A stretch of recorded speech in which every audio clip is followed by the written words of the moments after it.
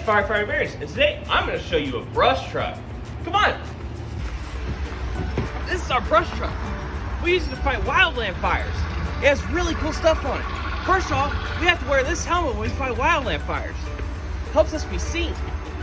We have a hose line right here, comes right off the side of the truck. It's really cool. Back here, we have other tools and really cool things. We got a chainsaw.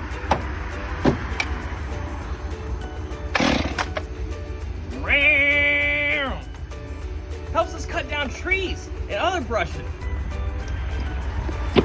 This right here, this is our water pump. We turn it on like this. And now we can put spray water.